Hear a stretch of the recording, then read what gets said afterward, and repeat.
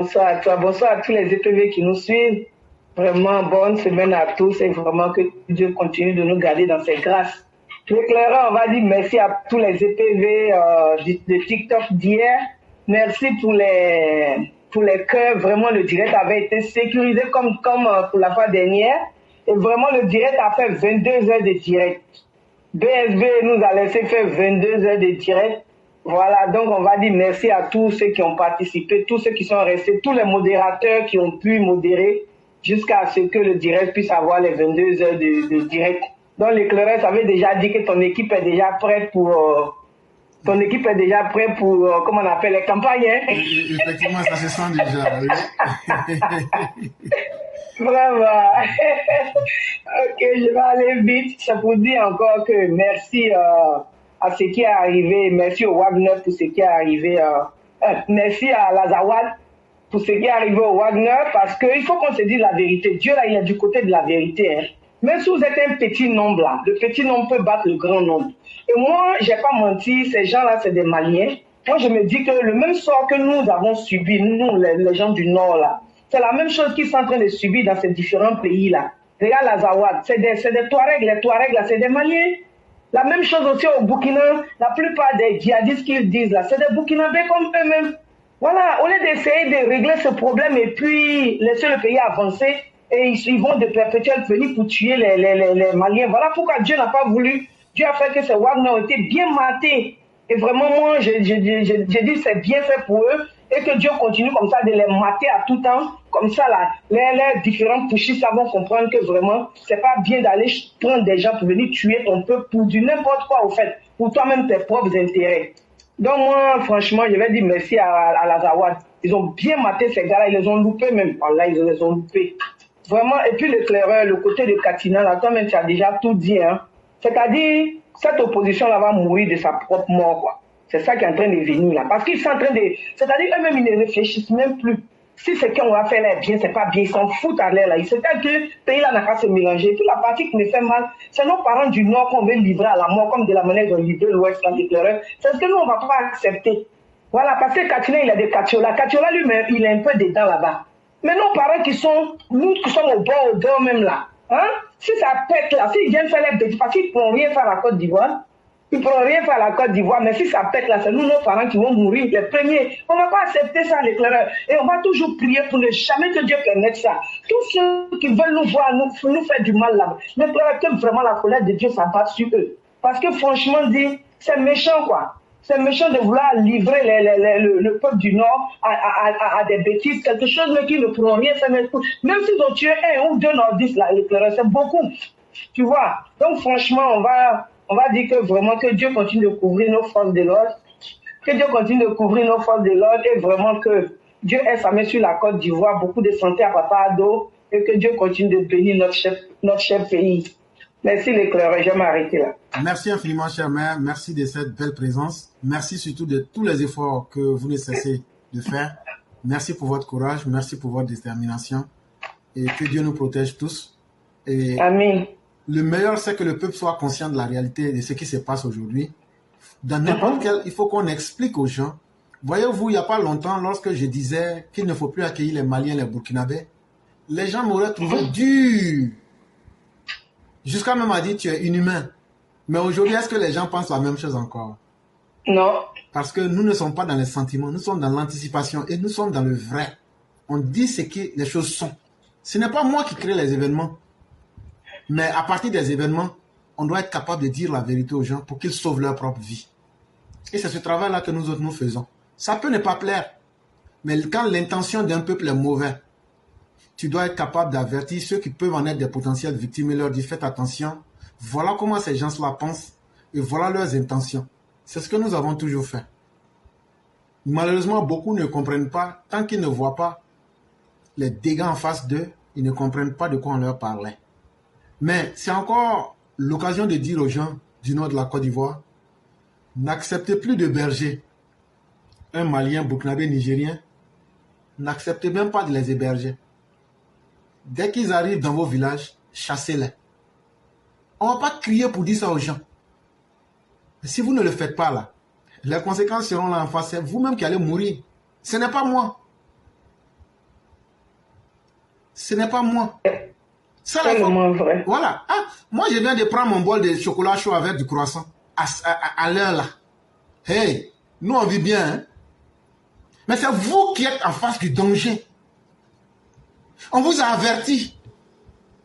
Si vous voulez là, prenez vos responsabilités. Si vous voulez là, faites ce que vous avez à faire. Mais quand ça va arriver là, moi je ne suis pas là-bas. Moi je ne suis pas là-bas. Mais vous vous souviendrez qu'il y a des gens qui vous avaient averti. Ah non, vous dites que c'est par solidarité religieuse. Mais aujourd'hui là, est-ce qu'eux là ne sont pas musulmans? Mais regardez leur comportement vis-à-vis de vous. Regardez leur haine pour vous détruire.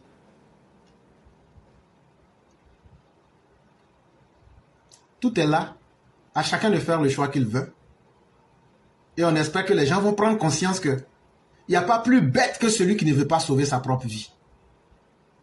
Si tu es très intelligent, que tu es très riche, que tu es très fameux, populaire, mais que tu ne sais pas sauver ta vie, en fait, tu n'as rien et tu n'es rien. Parce que sans la vie elle-même, là, il n'y a rien. Ces étrangers que vous voyez en amis, là, s'ils se souvenaient un seul jour que vous, les gens du Nord, vos filles et vos fils ont été mélangés à eux et sacrifiés pour eux les sauver, là, ils n'allaient jamais se comporter comme ça. Mais aujourd'hui, je ne sais pas si c'est par idiotie, mais si c'est par faiblesse. Vous ne vous assumez pas. C'est vous qui avez pitié. La pitié qui va te conduire en enfer, là. Que Dieu fasse que votre enfer, là, ça vienne le plus tôt possible. Continuez d'avoir pitié, mais vous serez logés dans les bas-fonds des enfers. Et ça sera très bien fait si vous ne vous réveillez pas. C'est ce que moi j'allais ajouter. Et on espère que les gens vont comprendre ce qu'on dit. Ah, parce que souvent, là, c'est pas au gouvernement de venir dire chassez-les. Chassez-les d'abord. Oui. Chassez-les. Et puis le gouvernement va venir dire pardon. Merci. Chassez-les d'abord. Hey, on accuse là. Il y a des choses nous on doit faire. Merci l'éclaireur. Il y a des choses là nous on doit. Quand nous on parle là, vous ne savez pas que nous on met nos vies en danger. Mais on le fait, non? Si vous, pour qui on est en train de faire, vous ne pouvez pas vous lever là, on s'en fout de vous à la fin. Si vous êtes des indignes et inconscients de sauver votre propre vie, c'est votre problème. Un jour, ils vont vous massacrer là-bas. Et l'histoire du monde va continuer. Parce que moi, je ne serai pas là-bas. Et on ne peut rien faire pour quelqu'un à qui on parle et qui ne comprend pas. Vous n'avez aucune raison aujourd'hui de ne pas vous lever. Chassez tous ces Maliens burkinabés de vos villages. Et après, on va voir. Quand quelqu'un dit, je m'en fous du bien que tu fais là, tu dois arrêter le bien que tu fais.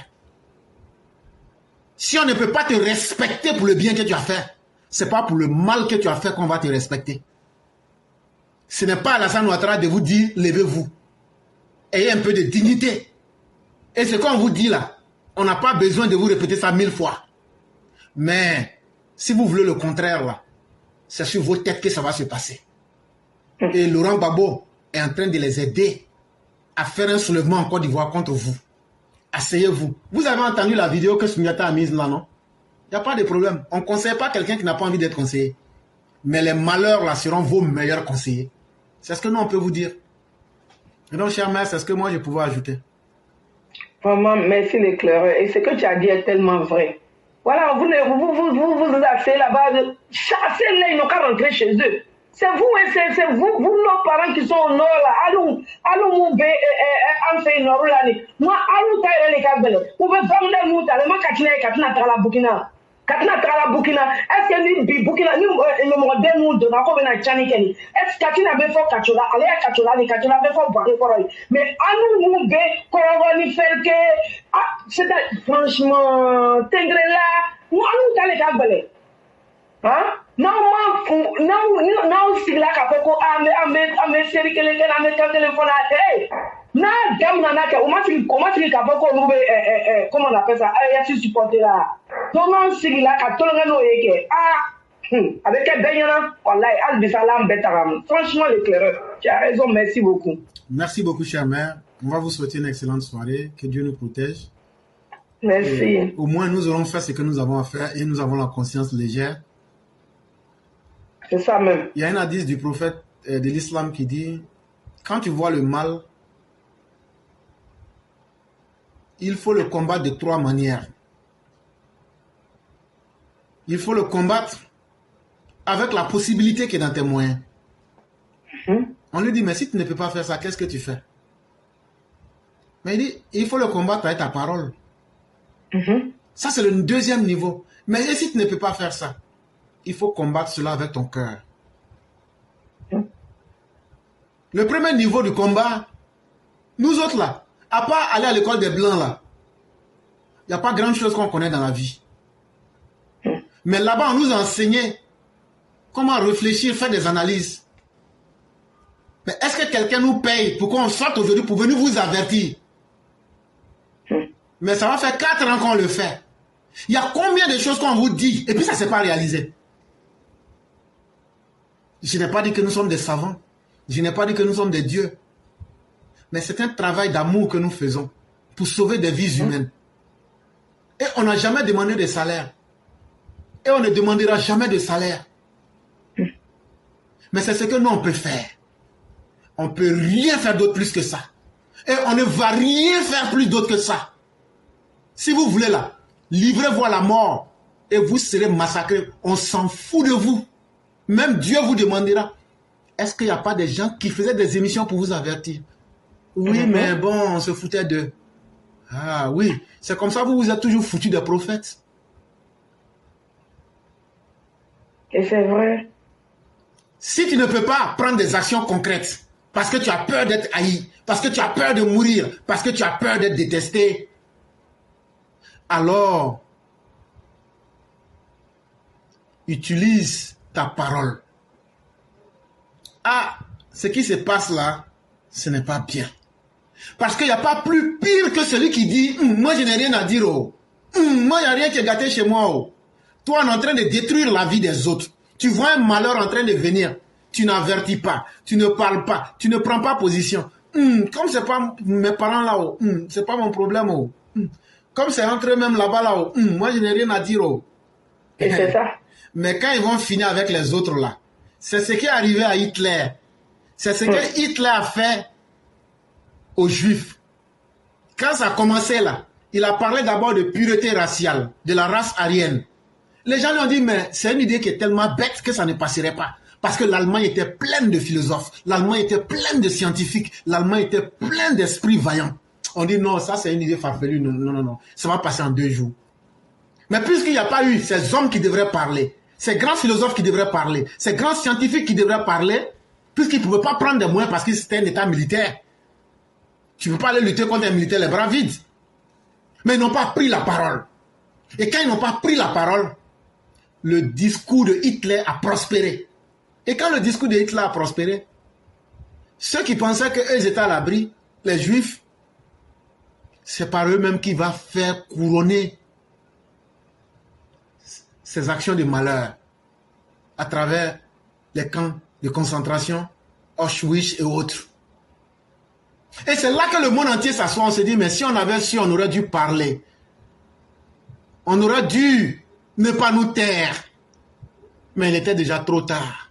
Les actes étaient en face de nous. Il n'y a pas pire que quelqu'un qui voit le malheur et qui dit, je ferme ma bouche, je ne dis rien et je ne vais pas compatir à la douleur, ne serait-ce qu'en prenant position. C'est le plus bas niveau. Quand on dit il faut combattre dans ton cœur, ça ne veut pas dire il faut dire dans ton cœur, moi je ne suis pas content. Moi je ne suis pas content. C'est pas ça. Ça veut dire il faut te mettre en prière. La prière là, Dieu dit que lui est plus proche de tout être, plus que notre veine jugulaire. Ça c'est lié au cœur. Mais je vous ai déjà dit, le cœur là, c'est l'élément physique qui représente même, qui est le lien entre notre aspect spirituel et notre aspect physique. Quand tu es fâché là, la colère là, ça vient d'où? Le cœur n'est que l'instrument physique qui fait ressortir ce qui était dans ton âme et dans ton esprit. Quand tu es content là, chère mère, quand tu es contente, est-ce que tu ne vois pas que tu deviens léger? Vraiment. Yeah. Quand tu avances dans la spiritualité, c'est comme ça aussi que ton âme aussi s'apaise. Tellement vrai. Et donc, le cœur, là, c'est pas seulement un instrument pour pomper du sang et puis pour te permettre de respirer à travers les poumons. C'est un peu plus profond que ça. Si on dit que quelqu'un est mauvais, là, c'est dans son cœur. Mais son cœur est lié à ses fonctions supranaturelles. Si on dit que quelqu'un est bon, là aussi, là, c'est son cœur aussi. Parce que le commandement qui sera fait de l'esprit à son âme, là, va être commandé dans le cœur pour que le cœur puisse s'exercer. C'est pourquoi quand quelqu'un fait du bien, là, et que lui-même, son cœur même est satisfait. Même si les gens ne reconnaissent pas. Alors là, le moyen le plus bas de lutter contre le mal, là, c'est pas de dire, je suis pas d'accord, j'ai dit ça dans mon cœur. C'est pas ça, hein. Ça veut dire, il faut te mettre en prière. Il faut dire, Dieu, ce qui se passe là n'est pas bon. Je n'ai pas les moyens d'affronter ces régimes militaires-là. Toi-même, tu connais. Est-ce que quelqu'un peut aller, un civil peut aller affronter un militaire, les bras vides? Dieu même va dire, vrai, là, ça c'est pas bon, c'est du suicide. Les mains nues, tu vas affronter un régime militaire, c'est que tu es bête. Faut pas faire ça. Maintenant, si je parle là, ils vont me prendre pour aller me mettre au front. Or, toi-même, tu as dit que celui qui se suicide là, que c'est pas bon. Maintenant, toi, tu parles. Et ta parole va te conduire au front. Ibrahim va te mettre au front, tu vas mourir là-bas. Là. C'est comme si tu étais suicidé. Dieu même va dire, vrai, là, ça c'est vrai. Mais ta prière que tu peux faire là, il n'y a rien qui peut t'empêcher de le faire. Est-ce que le peuple du Mali prie pour être libéré d'Assimi et de ses malfaiteurs? Est-ce que le peuple du Burkina prie?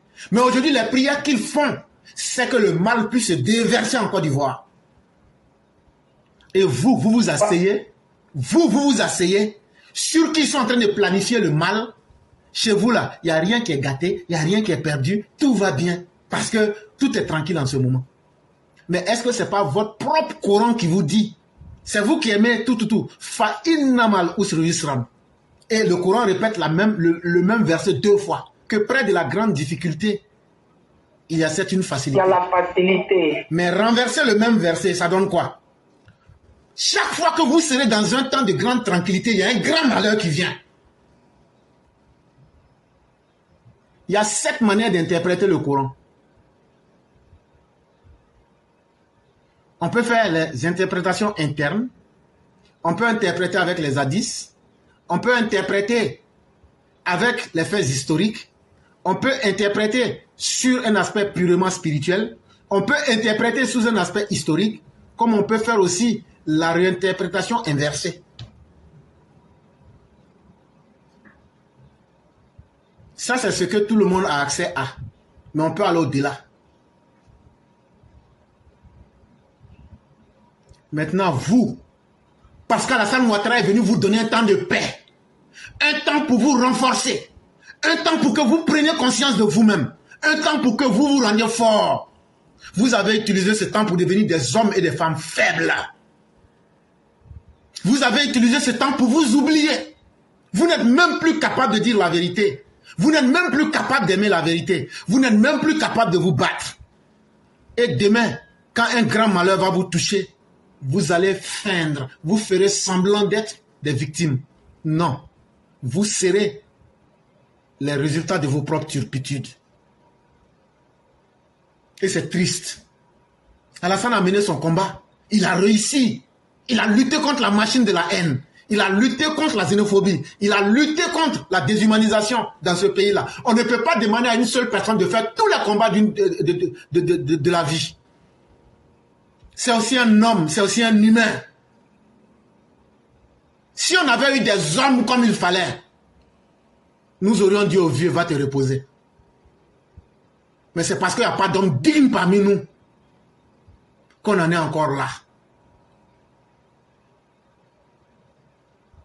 Mais Dieu est témoin sur toutes choses, comme dirait quelqu'un.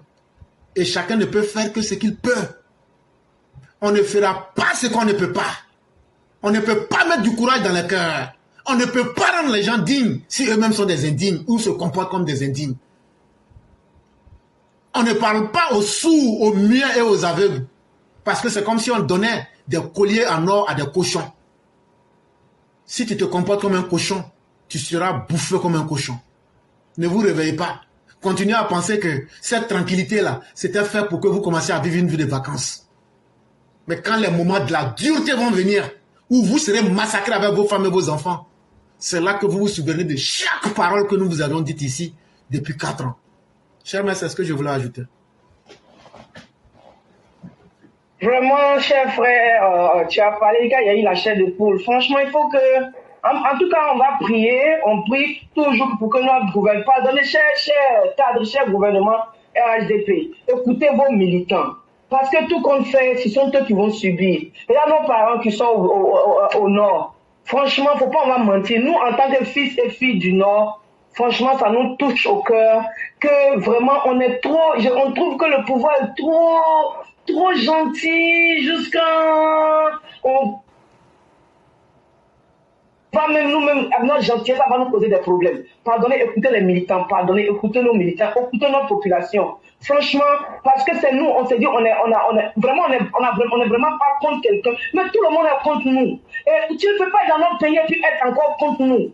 Franchement, il faut que vous fassiez vraiment écouter les militants. Parce que franchement, le Clément a parlé tout à l'heure, ça m'a vraiment donné les larmes aux yeux. Parce que ce sont nos parents là qui sont à la frontière là-bas. Et cette chose, et ce truc-là, c'est nos parents là qui veulent le livrer. Vous voyez, parce que regardez l'audio que Sundata nous a fait, le frère Sundata nous a fait passer là.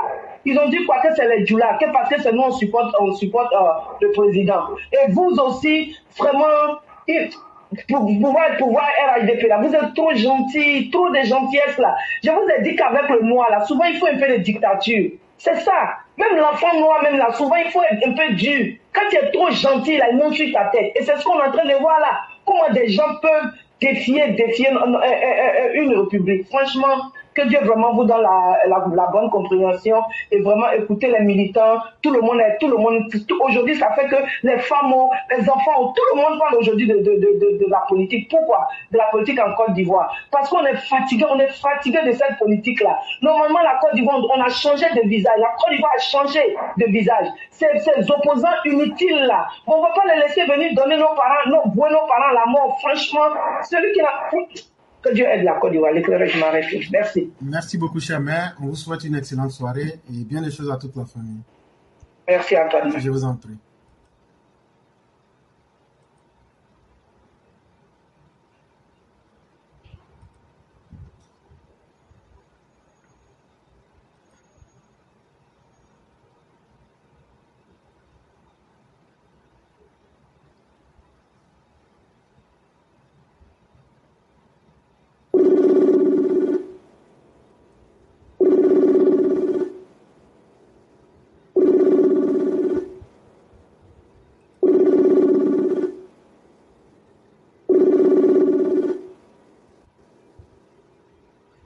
Allô? Allô? Oui, bonsoir, cher René. Comment allez-vous? Ça va très bien. Et toi? Oui, grâce à Dieu, tout va très bien. En forme? Oui, ça va, grâce à Dieu, on ne se plaint pas. Ok. Et de votre côté? Ouais, tout va bien. Ça m'a un peu bousculé, mais ça va. Non, bon, c'est le travail, hein, ça, on ne peut rien contre. Yeah. Oui. C'est une bénédiction tant qu'on est en santé. Yes. Et que Dieu nous permette de gagner notre pain, c'est un acte de dignité. Exactly. Bonsoir à tous les panélistes. Bonsoir à toute la classe EPV. Bonsoir à tous les bravos, tous les vaillants combattants et combattantes. Merci à tous ceux et toutes celles qui font un effort pour mettre la plateforme éclairée pour la vérité en marche sur le TikTok. Je ne savais pas que TikTok était aussi en évolution comme ça. TikTok, c'est là-bas que beaucoup de choses se passent, hein? Bon, moi, je ne le savais pas et vraiment, je ne m'intéressais pas à ça. Et malheureusement, comme souvent, nos heures de Facebook, là, ça trouve que je rentre tard, je ne me réveille pas tôt. Donc, ça fait que je prends toujours l'émission en différé. Depuis un bon moment, c'est comme ça. Le TikTok aussi, hier, vraiment, je voulais, mais j'étais fatigué, j'ai dormi. Mais j'ai dit, j'écoute en différé et j'ai dit merci à toute la classe, TikToker comme Facebooker. Merci pour le maintien, merci à tout le monde. Je vais aller derrière toutes ces personnes-là dans ces derniers temps-là, il y a eu beaucoup d'actualités. Mais Je serai bref, mais je dis que, je ne sais pas, hein, moi, tous ceux qui me suivent depuis très longtemps, moi, j'ai été toujours pour la fermeté.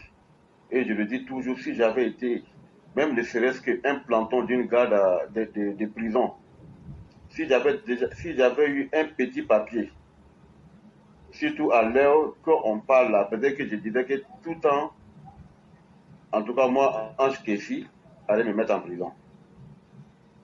Parce que j'allais les désobéir à un moment donné. Et je suis toujours dans cette posture-là. Si j'étais même un petit planton dans l'administration sécuritaire de la Côte d'Ivoire, là, il y a longtemps, moi, j'avais déjà ouvert le feu sur le front, à mes risques et périls. Parce que vers la fin, c'est pas au président Ouattara, comme tu le disais tout à l'heure là, de dire à nos parents de se soulever. Comme c'est maboulien, comme tu aimes à le dire, toi et Père. C'est vrai que la patience là, c'est un chemin d'or. Mais on peut aller ramasser l'or là devant souvent. Ce que Sali disait tout à l'heure et ce que toi-même tu disais tout à l'heure là, et que je te jure que ça va arriver, ça ne va même pas d'aller. Parce que ce que les gens ne comprennent pas, et il y a des personnes même qui sont sur les plateformes RADP avec nous, quand tu prends des positions, ils sont les premiers à dire ouais, que ne faisons pas comme eux. Mais quand j'entends ces gens des paroles ou bien des écrits comme celle-là, on dirait que je n'ai qu'à exploser. Ils sont nombreux comme ça sur les plateformes avec les gens qu'on est sur les mêmes plateformes. Il y a un gamin qui a fait une vidéo sur TikTok qui est devenue très virale, qui est en train de demander aux autres groupes ethniques de se rassembler contre les Djoulas, de les tuer. J'ai réagi sur notre plateforme RADP ici, j'ai vu quelqu'un qui m'a rebondi de ne pas faire comme eux. Mais vraiment, je ne suis pas parti avec le dos de la prière avec lui. Parce que ça a été toujours les mêmes paroles. Même ceux qui nous disaient extrémistes aujourd'hui là sont en train de changer de veste. Sont en train de menacer ces personnes-là. Ils veulent en découdre avec ces personnes. Mais, vous voyez, quand tu fais le combat avec quelqu'un et arriver en chemin, la personne, c'est ça la politique. Quand on veut te massacrer, quand on veut te tuer, même dans ton propre camp, mais c'est celui qui est dans ton propre camp même qui te massacre, ou il te livre au massacre. En te livrant à la verdict populaire. Et puis quand maintenant ça arrive, même avec ceux-mêmes qui étaient dans le même camp avec toi, qui n'ont pas suivi le départ, diront ouais que les gens l'avaient prévenu, il n'a pas écouté. Bon, où est la différence entre nous et ceux aujourd'hui qui veulent la découdre avec ceux qui font la propagande aujourd'hui de la violence? Et ça se traduit par les actes. Quand Suleiman Gbagbo connaît s'asseoir derrière sa caméra, dit aux jeunes, mettez pétrole dans la bouteille, mettez le feu là-dedans et puis jetez sur les engins, ou jetez sur les camions des forces de l'ordre. Bon, si cela se traduit sur le terrain, mais quand ces mêmes propos arrivent encore sur les réseaux sociaux, il y a des gens qui disent ouais, que non, ne faisons pas comme eux. Des gens qui sont même dans le même propre camp que vous, qui vous disent oui, ça c'est extrémiste. La justice fera son travail. La justice fera son travail après ouais, que toi on t'a massacré. La justice fera son travail lorsque toi on t'aura rendu handicapé à vie. La justice fera son travail lorsque toi tu seras déjà orphelin ou tu auras déjà perdu ton bien matériel. Ce que Gbagbo n'a pas pu faire sur son régime là, c'est ça Gbagbo et Soro Guillaume. Moi j'ai toujours dit, il y a Soro Guillaume, tout ce qui se passe dans l'AUS là, avant même que Soro n'atterrit dans cet espace là, Il y a très longtemps, j'ai dit ouais, que tout ce qui se passe, tous ces coups d'État qui se passent là, que Cyril Guillaume est derrière. Bon, comme nous ne sommes pas des ministres, nous ne sommes pas des responsables politiques, souvent quand on parle, les gens pensent que nous parlons parce qu'il faut parler. Mais ce sont les analyses. Et je suis en train de vous dire, ce que Gbagbo n'a pas pu faire sur son régime, c'est ce que Gbagbo maintenant, et puis Cyril Guillaume en plus, veulent faire. Vous vous rappelez de la crise, quand il y a eu la rébellion contre le régime de Gbagbo. Et ne vous me prenez pas. Tout ce que vous voyez aujourd'hui, Assimi Goïta, Ibrahim Bouche déchiré, Tiani font là. Mais ça, c'est la politique des socialistes africains qui massacrent. Est-ce qu'aujourd'hui, là, quand vous voyez ces trois États de l'AIS aller louer les mercenaires, mais Gbagbo l'a fait avec les pilotes ukrainiens. Qu'est-ce que Gbagbo a dit en novembre 2004, quand il a soulevé les Sukhoi pilotés par les Ukrainiens, les mercenaires ukrainiens, les Sukhoi pilotés par les mercenaires ukrainiens qui larguaient les bombes dans le nord, dans le centre, à l'ouest, partout où il y avait les forces nouvelles. Mais c'est lui-même Gbagbo qui a dit qu'il a besoin de territoire, il n'a pas besoin d'être humain. Dans tous les cas, quand il va gagner sa guerre contre les forces nouvelles, là, la terre qu'il a brûlée là-bas, là, les êtres humains qu'il aura décimés là-bas, dans tous les cas, ces parties-là seront repeuplées. Mais pour le moment, là, il a besoin du territoire. C'est parce qu'il a été freiné dans son élan. Sinon, il avait commencé ses massacres, il a largué les bombes. Il a fait survoler les Sukhoi comme si c'était deux États qui étaient en guerre. Gbagbo, la haine que Gbagbo a contre les régions du Nord, vous voyez, et mon Dieu, vous voyez, les politiques, à commencer par Oufoué, les Karagwe Nyangwe, et tous les autres politiciens qui sont venus dans les années 90, là, qui n'étaient pas de la région du Nord, là. Vous, les gens du Nord, là, on n'était pas dedans, hein, dans les calculs des politiciens, là. Nous, on devait les accompagner. On était leur bétail électoral. C'est comme ça qu'ils avaient fait le partage en Côte d'Ivoire. Les gens du Nord, là, eux, là, ils doivent faire le transport. Ils doivent faire les petits métiers. Eux, là, c'est les bellas de la Côte d'Ivoire. Ils n'ont pas droit à l'administration. Ils n'ont pas droit au poste ministériel. Ils n'ont pas droit, en un mot, à la gestion de l'État. Parce que les petits postes qu'on nous donnait, là, c'était insignifiant. Ceux qui se plaignent aujourd'hui que la part belle est faite au cadre du Nord, mais ils oublient que depuis plus de 60 ans, jusqu'à ce que le président Ouattara n'arrive au pouvoir, mais les gens du Nord étaient des hommes, c'était des subalternes avec leurs connaissances, avec leur expérience de l'administration, quel que soit leur diplôme. Ils n'étaient jamais hissés au niveau au sommet de l'État. Ils n'étaient pas dans les sociétés d'État. Ils ne dirigeaient aucune entreprise de l'État. Tout ça, c'était partagé. Nous, on devait le suivre. Gbagbo Laurent n'a jamais supporté et Gbagbo Laurent ne continue pas de supporter. Et Gbagbo Laurent ne supportera jamais que le Nord n'a pas été, lui, sa bétail électorale contre le président Oufoué. Après Oufoué, lui, Gbagbo pensait ouais, qu'il avait sa part aussi de l'électorat dans les régions du Nord. Et puis ceux qui disent ouais, qu'en 1995, Gbagbo Laurent a dit que tant que Ouattara ne va pas aux élections, lui ne va pas aux élections. Mais c'est faux, c'est un discours politique.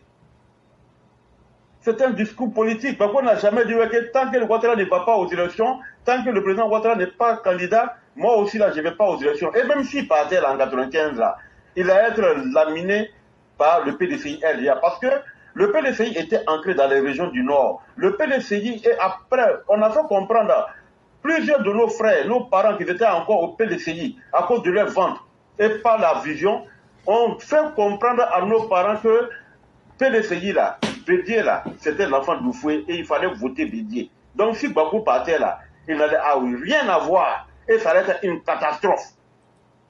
Là, Gbagbo jouait sa carrière politique en 1995. Gbagbo, allez-y écouter encore son discours où il dit que lui n'ira pas aux élections avec ce code électoral. Il n'a jamais dit que ce code électoral-là, tant que ça y est là, moi je ne vais pas aux élections. Et en 1995, Ouattara n'était pas sur la scène politique. Ouattara était déjà au FMI. Et Ouattara n'avait pas rendu sa démission pour dire qu'il rentre en Côte d'Ivoire pour être candidat. Donc, ce qu'il n'a pas pu faire sur son régime, il va s'allier avec les Sahéliens. Ce peuple dont il a méprisé. Est-ce que quand Gbagbo est quitté et Blé Goudé, et puis ils sont dans leur logique. Donc, je dis à nos parents qui pensent que ces immoraux-là, ces criminels-là ont changé, mais vous foutez le doigt dans l'œil. Si ça refait là, ils feront pire que cela. Bon, moi, je ne sais pas. Qu'est-ce que vous voulez que je dise? Qu'est-ce que vous voulez que je dise encore que je n'ai pas déjà dit, qui ne s'est pas déjà traduit, qu'on ne vous a pas déjà fait? Est-ce que Gbagbo, il est quitté dans ces périples de prisonniers là, internationaux là, avec Blé Goudé? Vous les avez vus dans le Nord? Il fallait demander pardon. Et dire qu'ils n'ont rien fait. Et là, ils vous ont tué. Et vous méritez d'être tués, assassinés. Ils sont tués dans cette logique-là. Vous voulez que nous, on a qu'à vous dire quoi encore? Bon, il va faire les meetings à Beauville, non? Il va faire meeting à Benoît. Blé Goudé circule à Divo. Il va faire les meetings à Divo. Dans son roi Gaillot natal, là-bas, ou bien Dibi-Roi. Mais ils ne se sont jamais déplacés pour aller dans le Nord. Mais ils savent ce qu'ils ont fait. C'est eux qui sont là aujourd'hui en train de dire, par la voix de ces mêmes Katina, et le recensement qu'on a fait dans le Nord, là, que le Nord a eu une progression, je ne sais pas, de 35%, donc il y a des fraudes dans le Nord. C'est ce qu'ils ont toujours pensé de vous. Un, vous n'êtes pas des Ivoiriens. Deux, vos voix ne comptent pas. Et de trois, tant que eux là, ils sont des vrais Ivoiriens, vous là, vous êtes des sous-hommes. Ils sont toujours dans cette logique-là. Et ils sont toujours dans cette démarche. Et ils vous démontrent ça toujours par A plus B. Ne vous réveillez pas, hein. Ce que Gbagbo veut provoquer une guerre entre le Burkina, la Côte d'Ivoire, le Mali, le Niger. Et ces pays-là sont au nord de la Côte d'Ivoire. Et tous ces pays-là, leur sud-là, c'est au nord de la Côte d'Ivoire.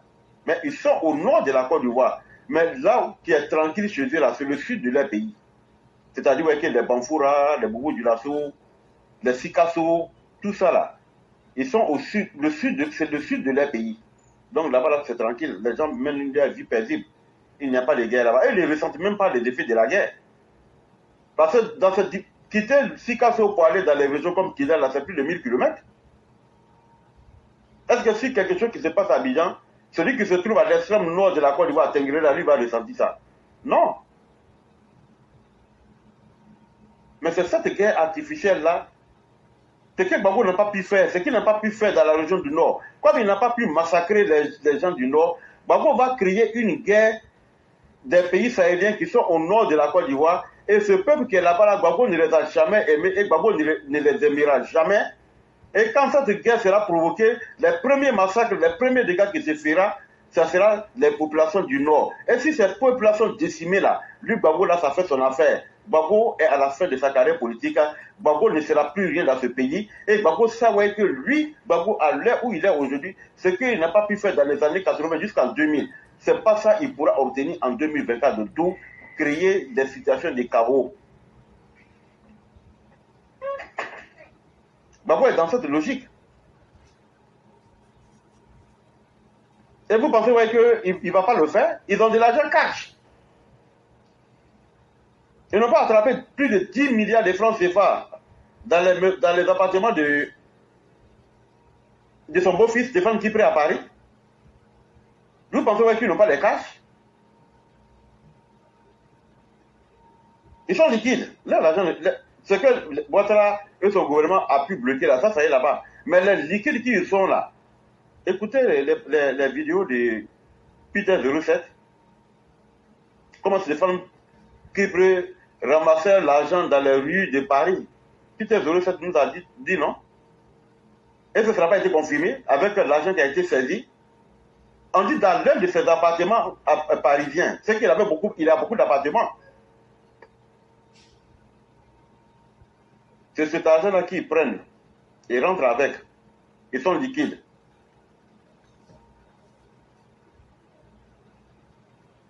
Et dès qu'ils auront l'occasion, ils vont créer les tours. Ils en ont les moyens. Nous, ce qu'on peut dire, c'est de crier, dire à nos parents de faire très attention. Bon, si nous on arrive à faire les analyses, quand même, ce n'est pas le gouvernement ivoirien. Je pense que le gouvernement du président Alassane Ouattara est très sérieux, très méthodique, pour se laisser surprendre. Voilà ce que Babou veut. Et il a toujours dit. Allez sur les pages officielles Facebook des responsables FPI là. En tout cas, jusqu'à ce que je prenne la parole là, je me suis promené sur les différentes pages. Le discours de Kone Katina n'est pas là-bas. Hein? Le discours de Kone Katina n'est pas là-bas.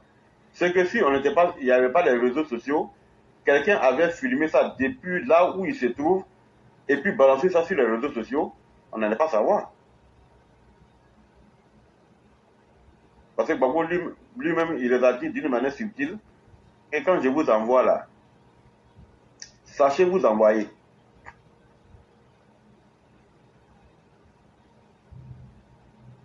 Autant de Gbagbo. Un responsable RDR pouvait se lever, rentrer au Mali, ou au Burkina, aller féliciter. Si Bleu Goudé et ses jeunes patriotes n'avaient pas déjà commencé à assassiner nos dirigeants politiques qui étaient sur place, à assassiner les citoyens, surtout les gens du Nord. Continuez, hein. Parce qu'il arrive un moment où chacun se préfère.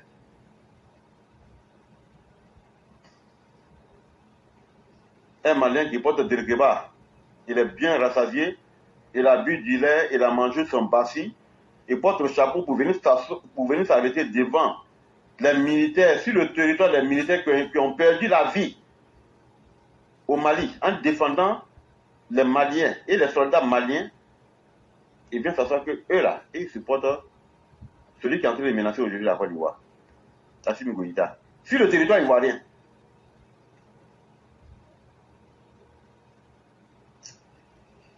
Moi, je vais m'arrêter là. Hein, parce que...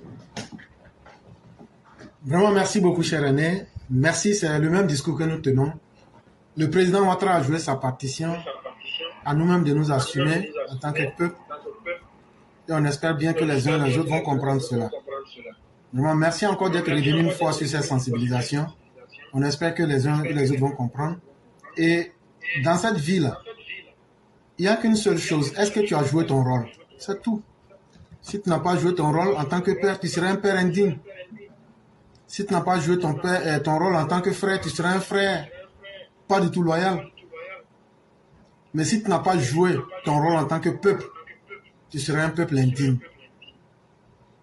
Et souhaitons que nous ne soyons pas un peuple indigne face à l'adversité. Vraiment, merci beaucoup.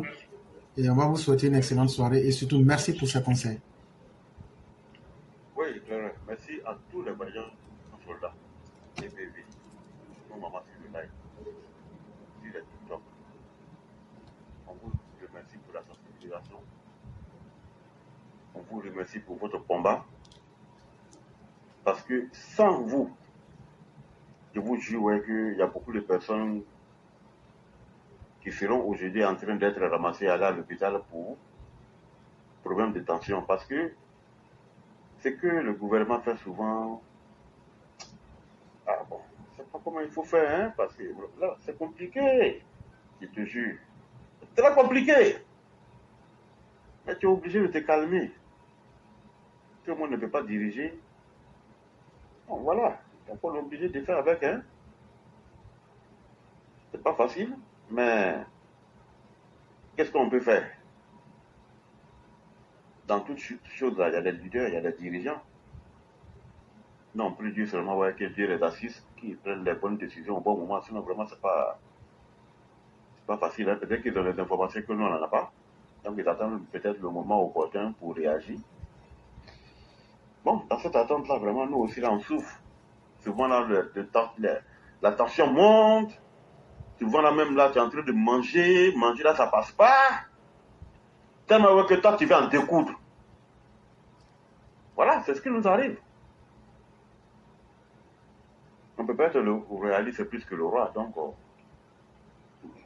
c'est ça. Hein? Donc, comme tu l'as dit, il n'y a pas de problème, mon frère. Bonne soirée. Merci beaucoup, cher René. Merci pour l'encouragement et les prières vis-à-vis de toutes ces personnes qui animent les différentes plateformes. Et comme je le disais, chacun fait l'effort qu'il peut. Et c'est ce que nous pouvons. Et on espère bien que chacun jouera sa partition. Vraiment, merci beaucoup. Okay. Excellente soirée à vous et bien des choses à toute la famille. Merci bien. Merci beaucoup.